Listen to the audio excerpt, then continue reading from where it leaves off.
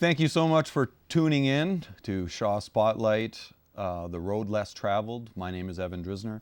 Excited to have you, and I'm excited about our guest today, Keith Moen, the Executive Director of the NSBA.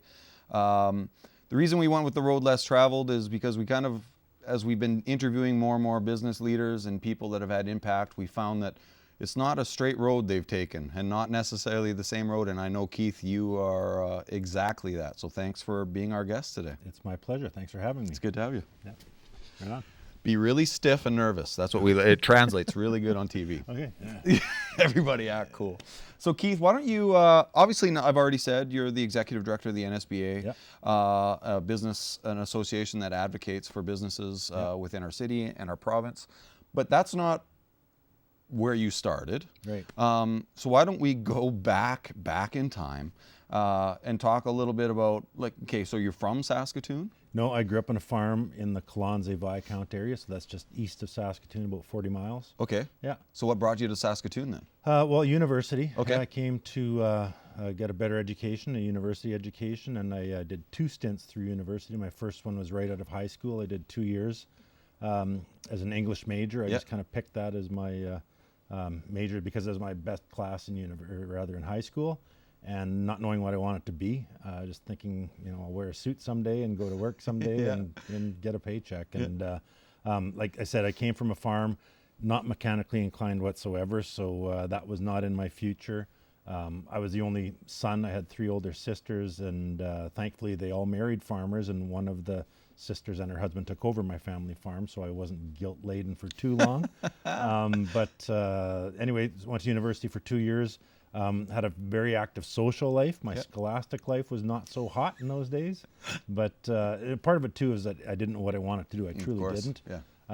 So anyway, I went back, and I was farming the whole time as well, helping my dad, and I did some rental farming practice myself, and went working for a few years, trying to find myself, if you will, which was good because they're all laborious jobs and ranging from everything from, believe it or not, selling vacuums to like door to door selling vacuums to working the oil rigs and retail, construction, you name it, like everything in between. So really trying to find my path, and by that point, I think it was about 4 years later, I realized, you know what, let's try the English thing again. Okay. I realized I wanted to be a writer. I wanted to be a sports writer.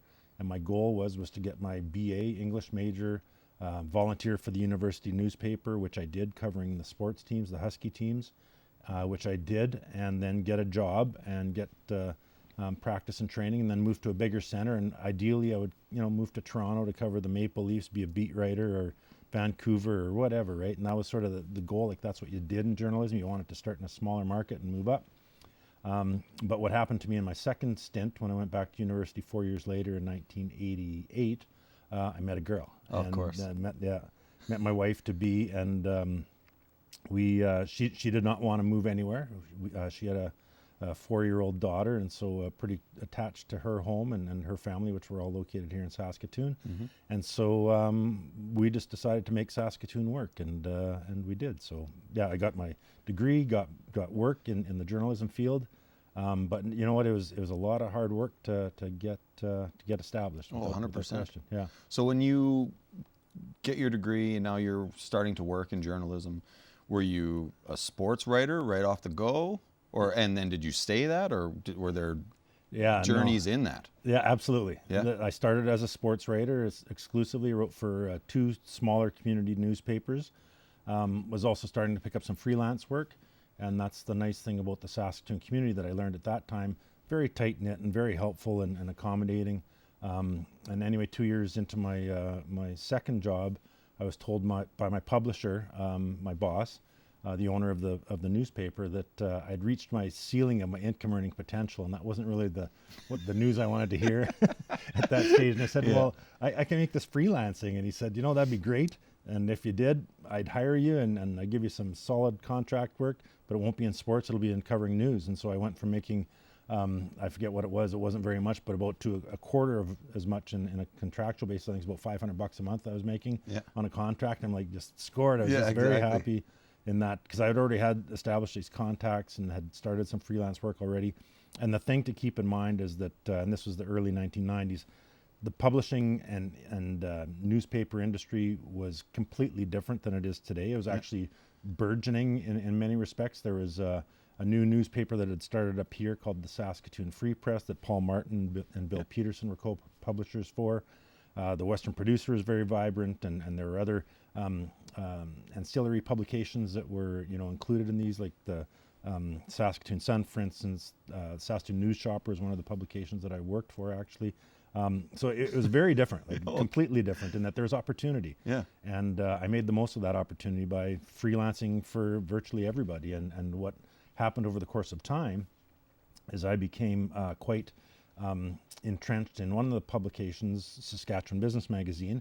And as time went on, and actually I should mention the first 7 years of my freelance career, I worked out of my home. It was a home-based business, which worked for my wife and I. It enabled me to look after our young family while she was at work during the day, and I could work in my work time kind of around. I was pretty flexible, but it was awesome to have that home-based business. But just as I was getting to the point about 7 years in, where I thought to expand and hire someone to help me in terms of admin support and so on, Sunrise Publishing, the owner of Saskatchewan Business Magazine, Twyla Redekop is the publisher's name, wonderful lady. She said, you know what, why don't you come here? I've got extra space in my office. You can just work out of my office, still under contract, but you can utilize, my infrastructure. So not just the phone and whatnot that I was going to, likely have someone help me with, but the design, like the graphics department, all that sort of stuff, which was all integrated there, all of a sudden it was just open to me. So it was a great opportunity. It was very much a win-win situation for the two of us. Absolutely. It's interesting because, it's not often that somebody has an income, a stable income, benefits, and you're an employee, and most people wouldn't go, you know what, I would rather have more risk and be a freelancer. But you did that. Why? Is it because you grew up on a farm and you saw your parents kind of be freelancers in a way, entrepreneurs? Like, what in your head thought that was normal? Like, people wouldn't just do that jump. Like, why did you make that jump? Well, did you see more potential? I did, and I've never had a lack of, confidence in my ability and capitalizing on an opportunity. Just to kind of put that in context for you, Evan. When I was young, like a kid, and I'm an introvert by nature, as I know you are as well, so, not really in crowd settings, the shining lights, but if there's a cause or a need, I could do things that I felt were for the, better good of things. And so my example is my three older sisters, I said, two of them ran for like Carnival Queen in my hometown, and the way that you win the Carnival Queen was to raise the most money by selling raffle tickets. Well, I was like a madman every time that we were at the rink or any community event, having these books of tickets in my pocket. Our family was quite social, go over to our cousins or whatever, and I'd be hawking tickets. And both my sisters that ran, they won, right? And I know for a fact that I had an influence on that because, and I don't know what it was. Like I wanted them to win, and I wanted, the cause, which was just to go to the recreation board, I wanted them to prosper as well. And so I could put myself in that situation where completely uncomfortable and out of context for me, but I did it. And so, to answer your question, I've never really worried. I've said that to my wife Lenore. I've never worried about where my next paycheck is coming from. I shouldn't be saying that right now, but that's just sort of the mindset of the entrepreneur. Like you see opportunity and you think that you can, and you envision that you will, and it works out and it happens. And it's not by fluke. It's certainly there's a practice to it and a lot of hard work that goes into it. Absolutely. Would you consider yourself an optimist? Absolutely. Glass half full. Yeah, I feel like that. It's like you kind of said it. Like, I never really worried. And a lot of those entrepreneurs that I've talked to, or leaders of anybody that's had an impact, they all have that same common thread. It's like, I never really worried. I didn't really think about worst case scenario. I just knew I could figure it out, worst case, right? Yeah, absolutely. And I think that's critical as well, because there are times where it's challenging, and certainly I experienced that over time as well. But, you just persevere. And part of the thing when I was an entrepreneur, because as a service-based entrepreneur, and as I said, even though I may have not misled, but painted a picture that wasn't entirely accurate, because there were slow times too, and it wasn't like it was just I had my pick and choosing of where I wanted to work and do whatever, because I never said no to an opportunity. Like I literally never said no. My phone would ring. Someone would say, "Can you do this?" Yes. And I didn't even know how I could manage the workflow that I had in front of me, but yet I'd add to it because I didn't want to, turn that opportunity down.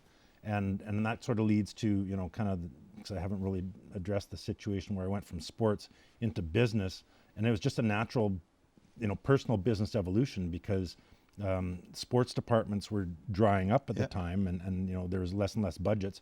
Plus the hours were crap. You worked nights and weekends all the time, and the pay was crap. And the other thing too is moved up in that sports world. The higher the pedigree of the athlete, the bigger jerks they were, generally speaking. In pro sports, like they don't want to talk to reporters and coaches and whatnot. Like they really don't. And whereas the junior levels and so on, like they love talking to you. But what happened again, as I started evolving, my writing services, doing more and more business writing, business people loved to talk to reporters. They loved to get their story out there, and they were very accommodating. And so and the pay was better, and the hours were better. So it wasn't that hard of a decision, or like I said, it was a pretty organic change for me. Yeah, it sounds like a pretty big win-win. So it's interesting because you start on a farm, come to school. Our school story is very similar, actually. Went to school, not for school necessarily. Had a great time. Then you go back, and then you're a journalist, and now you're the executive director of the NSBA. It's a business association, does a lot of advocacy work for all of its members. And after our commercial break, I think I want to dive into that a little bit. Like how is the road that you've taken to the point where you are now added value to the position you're in? Okay. So we'll go there after we take a bit of a commercial break. Come back and join me as we continue our conversation with Keith Moen.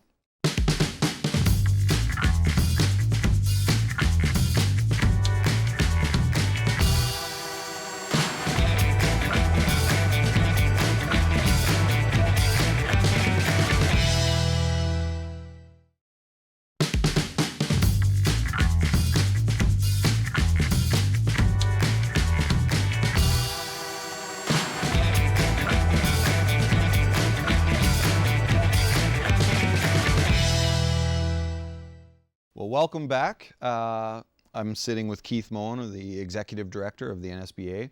He's been telling us a little bit about his story, so if you're just tuning in, you want to catch the replay of this because it's adding up to the second half. So you were a journalist, you focused on sports, and then you went into the business world. Obviously the hours would have been a lot more conducive to a family and a life. But how did you go from writing about business to advocating and leading business? So how did that come about? And we'll start with that question. Okay, sure. Well, again, it was opportunity. I think I read in the paper at the time, I think it was the summer of 2009, and there's a blurb in the paper that Shirley Ryan, my predecessor, was announcing her retirement. And her last day of work was going to be December 31st of that year, and that they were going to have a recruitment for a new executive director. And I thought to myself, that sounds interesting. And in fact, I was interested to the point and encouraged by my wife to check it out because even though I was very happy in what I was doing, my self-employed situation was flourishing. Saskatchewan Business Magazine, with which I was quite recognized and associated with in the business community, was doing well.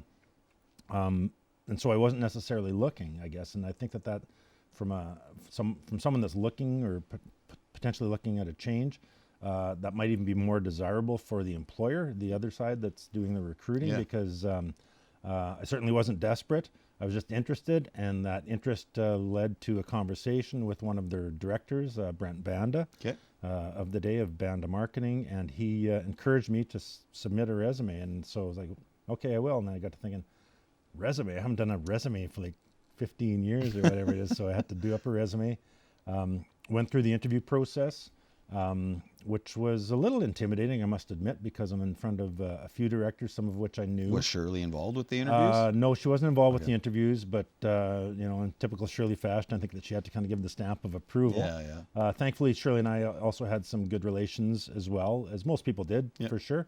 And so, like I said, I was somewhat known in the business community, and apparently I rose to the top through the interview process, and And here's the strange thing, Evan. I was given the offer, and I said to Jim Nowakowski, who is the chair of the recruiting committee, I said, "Can I think about it?" And so he's a little taken aback by it, but I said, "I just want to make sure." And I said, "By all means." And it was Remembrance Day weekend. I remember that. And he said, "Take the weekend." And I went out to the farm. My mom was quite ill at the time, terminal cancer, and she, just told me, write out the pros and the cons, and went for a little walk on the farm. That always clears the head, kind of thing. And anyway, the pros outweighed the cons, and so I phoned Jim on Saturday. It didn't take the whole weekend to have him sweat it out, and said, "Yeah, I'm good for it. I'm your guy, so let's go." Yeah, that's interesting. And I mean, so you've already had quite the journey, but I can only imagine that there's some. I mean, it's not going to be easy coming into a role that there's only been one predecessor. Yeah. And not just a predecessor, Shirley Ryan, who had a brand, who had an energy, who was type A, like she was. And then you come in a different person. You'd come in with a different approach. What was that like coming in? Because did she have staff that you inherited? Yeah. There was a staff of 3, including Shirley. So that's what I had. I had 2 other administrative people reporting to me, and within the first 3 months, one of them left. She had another opportunity, so it wasn't anything personal by any stretch of the imagination. And the other lady stayed with me for about a year and a half or so, and then but then left, and then we remained a staff of 3 for 4 or 5 years, and then we expanded to a 4th person. Mm-hmm. Then just this past year, we expanded into a 5th person. So I'm now one of 5 people there. But back to your, I guess the genesis of your question, it was quite challenging, I would say, because Shirley was a larger than life figure. Oh yeah. For those that don't know her, she's like 5 foot nothing, 100 pounds soaking wet, red hair, which became dyed over the years, and chain smoking, and known for her imbibement, and she just had that personality, like gravelly voice, and called everybody sweetie, and just took no prisoners, really. No. Like, she dealt with politicians and bureaucrats kind of in this finger wagging way, and it was unmistakable. And I'm not that way, and I'm not certain that it was an intention of the board to go that way, to hire somebody completely different, and because it certainly was, and to the credit to Shirley and the membership overall, the transition was quite good. Shirley stayed out of the business, and the members were very receptive to a change in direction, and we did, and we modernized, and we became, I think, an even better, stronger, more recognizable, reputable, I should say, organization. That I think is achieves a high degree of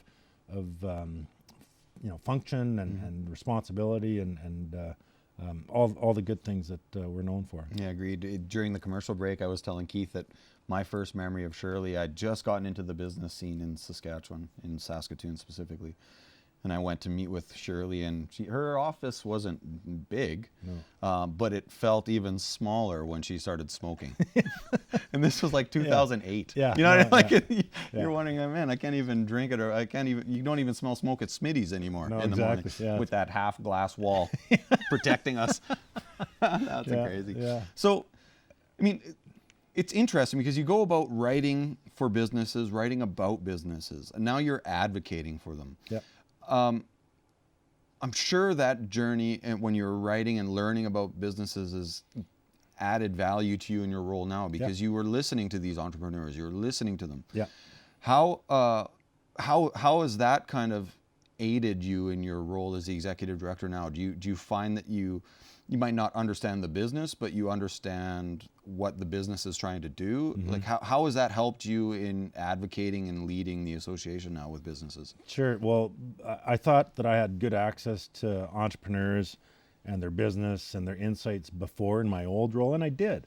But it's nothing like what I experience now. Like, people just, they drop that veil or whatever, and I'm their trusted advocate, and they bear all for me in terms of sharing or disclosing any information that they think will help me or the organization or their particular business or the community overall. And there's so much of that, I think, Evan, that really resonates with me, is that as I've come to learn, entrepreneurs are a rare special breed.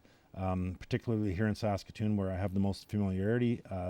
Very wonderful people, like very community-minded, care deeply about their employees, want nothing but the best for the, everyone, growing the pie so that everybody has a bigger piece of a bigger pie. There really is a lot of wonderful people here. And so, like my experience before was helpful to a degree in that, like I said, I was somewhat known and knew quite a few people within the Saskatoon business community. And so I think that sort of helped catapult some of that trust. And it's all relationship building is really all it is. And not only from that side, on the other side, like the people that I advocate to, so particularly politicians and bureaucrats and senior managers and so on, I'm building relationships with those people all the time as well. And so that's, and not to say that Shirley didn't, but with Shirley's style being such that it was kind of that, there was always a sense of, threat or ominous or whatever, that you didn't know what was going to happen. Like I don't know if I've ever played that card, and I would never want to get to that stage where I'm playing that card, because I want to rely on that relationship for a future opportunity. And that's the other thing too, like I'm always seeking the win-win. And I think that's the part that I appreciate most about Mayor Clark right now. He's in that same camp, and he and I think a lot alike in those terms. And so I know that there are many people in my constituency in terms of our membership or business community overall that were, quite, concerned that Bike Lane Charlie was going to get into the mayor's chair. And speaking of the road less traveled, exactly, the road less Bike lane traveled. jokes. Nicely done. Boom. Here, don't leave me hanging. But he listens, right? And so he understands that his ideas. And I shouldn't say it like that, but he understands that there are other ideas, and he's willing to listen to them, and he's always been very respectful and open to the discussions that I have with him. Well, you kind of talked about it a little bit. You said like your personality is kind of looking for win-wins. Do you attribute that to journalism, like in the sense that like when you're meeting people, you have to paint a picture that adds value to the person you're talking about sometimes too, or else you're not going to get that access? Yeah, it may. In my particular case, it may, Evan, because, and keep in mind that I'm not a trained journalist per se, because trained journalists are a little bit different than I was. Like I was more of a features writer, if you want to call it that way. And so the other way to look at it is fluff pieces, and people looked at it in those terms. So I don't know, I've rambled too long, I forget your actual question. Well, I don't even remember what it is. So looking at your journey coming here, was there any businesses, even back in the magazine days, that were thriving businesses or businesses that you thought just had absolute potential that are no more? And like, have you ever been surprised in your journey? Yeah, no, for sure. There's always surprises, and that's the thing to keep in mind with businesses, and good business people know this. You never take anything for granted. You can never assume that you're always going to build your business. You can never assume that you're going to go on a forward, incline, because that's not the case. And so, but the good ones build their balance sheets so that they're strong and stable enough so that when those tough times come, that they can withstand it and have the ability to withstand it. But yeah, no, for sure, there have been surprises along the way, and I don't want to name any names, but you think back to some of the like we grew up in an agricultural heavy economy, which it still is to a certain degree, but it's certainly diversified more beyond that. But you look at some of the names from the old days, like Smith Rolls. I guess I wasn't going to say any names, but just companies that were huge companies, but local huge companies at the time that are just no more. They either had misfortune or amalgamated or bought out or whatever. So it's but definitely a changing landscape, and then it's an exciting one. Like I think that people need to understand and respect the fact that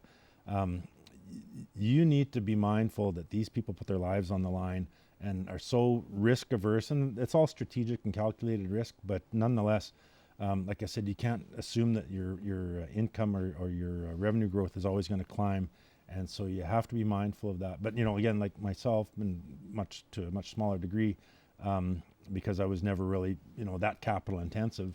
If things would have went south for me, I could have just went and got a job somewhere.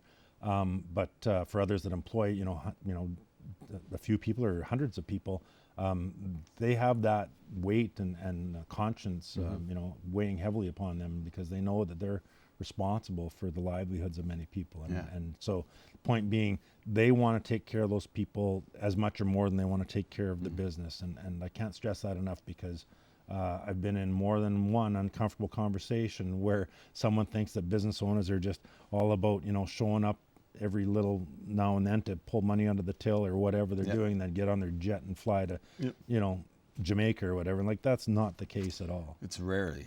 Out of any business person, any leader I've seen, they're usually some of the hardest working people I've seen. Absolutely. And you hit it right on the nose about projections and being diverse.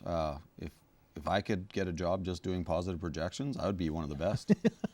Absolutely. I can always see that we're going to make lots of money. Yeah, without and Keith, it's been a pleasure. Likewise. I know you and your organization are doing a lot of work, and it's great to see you guys supporting the people that support our city, our province, and you do such a great job. So thanks for being a guest. Thank you. Really appreciate it. My pleasure. Thanks for tuning in to The Road Less Traveled. My name is Evan Drisner. It's been a pleasure having you. Please stay tuned and check on Shaw Spotlight for upcoming episodes.